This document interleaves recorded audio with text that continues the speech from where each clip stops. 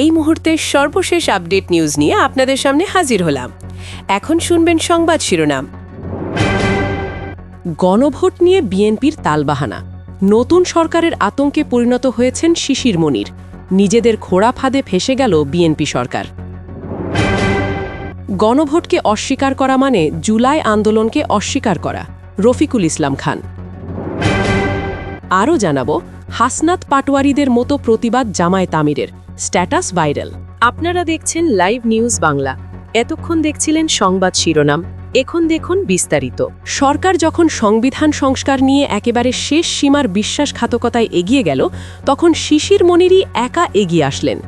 যে সংবিধানকে সামনে রেখে আগের ফ্যাসিস্ট সরকার ১.৫ দশক ধরে দেশ চালিয়েছে, এবার সেই পুরনো সংবিধানই হাতিয়ার হল জনগণের গণভোটের রায় বাতিল করার জন্য। এত বড় আইনি ফাঁদ আগে কেউ দেখেনি। সরকার গঠন করার পর বিএনপি স্পষ্ট জানিয়েছে তারা গণভোটের রায় বা জুলাই সনদ বাস্তবায়ন করবে না। কারণ খুব অদ্ভুত এক যুক্তি, সংবিধানে নাকি গণভোটের কোনো উল্লেখ নেই। কিন্তু এখন আদালতে এমন একটা পাল্টা যুক্তি উঠেছে যা গোটা রাষ্ট্রকে নাড়িয়ে দিয়েছে। হিসাবটা সহজ, যদি সংবিধানে উল্লেখ না থাকায় গণভোট অবৈধ হয়, তাহলে বর্তমান সরকার যে নির্বাচনে ক্ষমতায় এসেছে সেটাও তো অবৈধ।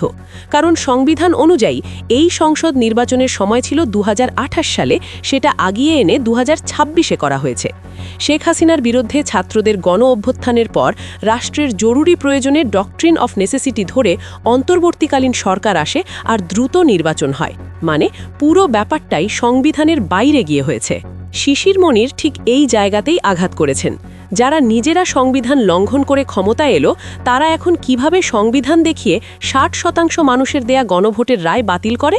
এটা শুধু আইনি দ্বন্দ্ব নয়, বরং সরাসরি জনগণের সঙ্গে বিশ্বাসঘাতকতা। এই সংকটের সময় যখন রাজপথের জয়গুলো আদালতের বারান্দায় এসে আটকে যাচ্ছে, তখন ঢাল হয়ে দাঁড়িয়েছেন শিশির মনির।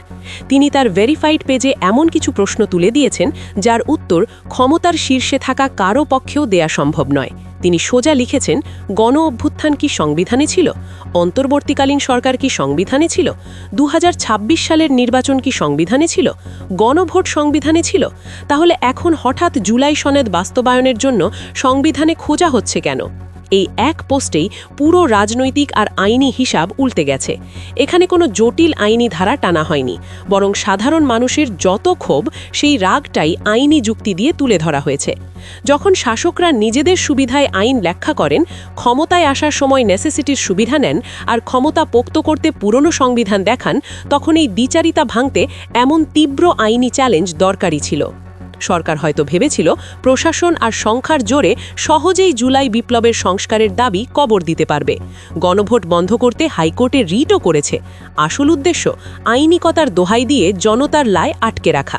কিন্তু শিশির মনির পরিষ্কার জানিয়ে দিয়েছেন, গণভোটের ফল বন্ধের রিট আদালতেই মোকাবিলা করা হবে। শুধু তাই নয়, মানুষের মনে যেই হতাশা আর ভয় ঢুকেছিল সেটাও তিনি দূর করেছেন। সবাইকে আশ্বস্ত করেছেন, জুলাই সনদ গণভোট নিয়ে যত আইনি চ্যালেঞ্জ আসুক, আইনজীবী বন্ধুদের নিয়ে আদালতেই শক্তভাবে দাঁড়ানো হবে ইনশাল্লাহ। কারও চিন্তার কিছু নেই। শিশির মনিরের এই বার্তা খুব গুরুত্বপূর্ণ। যখন রাষ্ট্রের নির্বাহী বিভাগ জনতার বিপক্ষে দাঁড়ায়, তখন আদালতই হয়ে ওঠে জনগণের শেষ ভরসা। রাজপথের সংগ্রামের পর অর্জিত গণভোটের রায় যদি আইনি ফাঁদে আটকে যায়, তখন দেশের শীর্ষ আইনজীবীদের এই একসাথে দাঁড়ানো সত্যি বলার মতো স্বস্তি দেয়। এটা প্রমাণ করে, ক্ষমতা দিয়ে হয়তো কিছু সময় সুবিধা আদায় করা যায়, কিন্তু আইনের সঠিক প্রয়োগ আর নৈতিক সাহসের কাছে সেই ক্ষমতা তাসের ঘরের মতো ভেঙে পড়ে। শিশির মনিরের এই লড়াই শুধু একটা মামলা নয়, এটা আসলে জুলাই বিপ্লবের চেতনায় আইনি বৈধতা আনার লড়াই। আদালত যদি মেনে নেয় ডক্ট্রিন অফ নেসেসিটির জন্য বর্তমান সরকার বৈধ, তাহলে একই যুক্তিতে ৬০% মানুষের দেয়া গণভোটের রায়ও বৈধ। আর যদি গণভোট বাতিল হয়, তাহলে সংসদ আর সরকারের বৈধতাই প্রশ্নের মুখে পড়বে। এই পুরো ব্যাপারটা এক কথায় আইনি বুমেরাং। সরকার খুব হিসেব করে গণভোটের কার্যকারিতা নিয়ে নিষেধাজ্ঞা চেয়ে রিট করেছে। আসল টার্গেট আদালতের রায়ে পুরো সংস্কার প্রক্রিয়াটাই থামিয়ে দেওয়া। শুনতে স্মার্ট লাগলেও এই কৌশলের ভেতরেই আছে বড়সড় ফাঁক। আদালত যদি বলে সংবিধানে না থাকায় গণভোট বাতিল, তাহলে একই যুক্তিতে বর্তমান সরকারের বৈধতাটাও টলে যাবে, কারণ এই ত্রয়োদশ জাতীয় সংসদ নির্বাচনও আগের সংবিধানের নিয়মে হয়নি। বলতে চালে সবই ডক্ট্রিন অফ নেসেসিটির দোহাই দিয়ে হয়েছে, গণভোটও নির্বাচনও। সোজা কথা, সরকার নিজেদের ক্ষমতা পোক্ত করতে যে আইনি যুক্তি দিচ্ছে সেটাই একদিন উল্টে গিয়ে তাদের জন্য কাল হয়ে দাঁড়াবে। আধুনিক রাষ্ট্রবিজ্ঞানে জনগণের সরাসরি রায় মানে গণভোট সবচেয়ে শক্তিশালী। 70% বেশি মানুষ যখন নতুন কাঠামোর পক্ষে হ্যাঁ বলে, তখন সেটা শুধু একটা রাজনৈতিক প্রস্তাব থাকে না, রাষ্ট্রের সর্বোচ্চ আইনি দলিল হয়ে যায়। এই রায় বাতিল মানে জনগণের মালিকানা অস্বীকার করা।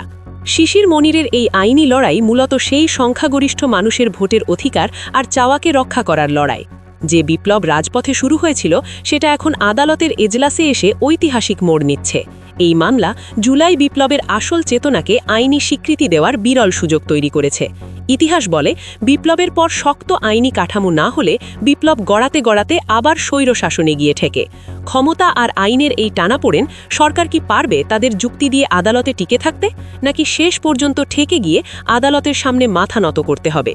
আপনি কি ভাবেন, পুরনো সংবিধানের দোহাই দিয়ে গণভোট বাতিলের এই চেষ্টা আসলে সরকারের জন্য আত্মঘাতী কিনা?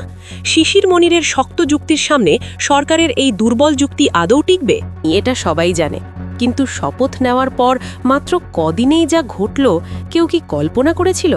আজ আর কোনো সাধারণ রিপোর্ট নয়, বরং বিএনপি সরকারের ভেতরের এক বিশাল নীল নকশার গল্প বলবো। এত দ্রুত বিতর্কে জড়িয়ে পড়ল এই সরকার কেন? একটু গভীরে যাই। ক্ষমতায় বসতেই যে কাণ্ডটা ঘটালো বিএনপি, সেটা শুনলে সাধারণ মানুষ চোখ কপালে তুলবে। কয়েকদিনের মধ্যেই সরকারের অন্দরমহলে কী রহস্য লুকিয়েছিল সেটা এখন একেবারে পরিষ্কার। কি সেই রহস্য? জানতে হলে একটু ধৈর্য ধরুন, কারণ এই রাজনৈতিক দাবার চাল যত সামনে এগোবে চমক তত বাড়বে। এটা শুধু কোনো খবর নয়, বরং ক্ষমতার চূড়ায় বসা মানুষদের বিশাল এক ব্লুপ্রিন্ট। সড়কের চাঁদাবাজিতে এখন সরকারি সিলমোহর। সড়ক পরিবহন মন্ত্রণালয় থেকে এমন তথ্য এসেছে যা সোজা বাংলায় বলতে গেলে হয়ে যায় চাঁদাবাজির সরকারি ছাড়পত্র। ঠিকই শুনছেন, সড়কের সমঝোতার ভিত্তিতে টাকা নেওয়াকে এখন আর চাঁদাবাজি বলা যাবে না, এমনটাই বলেছে বিএনপি সরকারের সড়ক পরিবহন মন্ত্রণালয়। সরকারের এই ঘোষণার পর সবাই হতবাক। তাদের যুক্তিটা শুনুন, কাউকে ভয় দেখিয়ে টাকা নিলে সেটা চাঁদাবাজি, আর হাসি মুখে সমঝোতা করে টাকা নিলে সেটা নাকি স্বাভাবিক লেনদেন। ভাবুন একবার, কতটা ভয়াবহ। প্রথম শুনে মনে হয়েছিল হয়তো ভুল শুনছি, কিন্তু না, কোনো ভুল নয়, সোজা মন্ত্রণালয় থেকেই এসেছে এই বক্তব্য। আর দেশ জুড়ে চলছে সমালোচনার ঝড়। এই এক ঘোষণায় নতুন সরকারের আসল রূপ বেরিয়ে এসেছে। সরকারি সিলমোহর দিয়ে চাঁদাবাজিকে বৈধ করার চেষ্টা। সাধারণ চোখে ধরা না পড়লেও একটু গভীরে গেলেই বোঝা যায় এর পেছনের ভয়াবহতা কতটা। মন্ত্রীর বিদায় ঘণ্টা যে বাজতে শুরু করেছে, তা নিয়ে কান পাতলেই গুঞ্জন শোনা যায় তারেক রহমান নাকি মন্ত্রিসভায় বড় রদবদলের প্রস্তুতি নিচ্ছেন। শুধু রবিউল নয়, এমন আরও অনেক বিতর্কিত মুখ মন্ত্রিসভা থেকে বিদায় নেবে। সামনে দেশবাসী আরও। সবার আগে সর্বশেষ আপডেট নিউজ দেখতে সাবস্ক্রাইব করে আমাদের চ্যানেলের সাথেই থাকুন। আমাদের নিউজ ভালো লাগলে লাইক, কমেন্টস ও শেয়ার করুন। ধন্যবাদ সকলকে।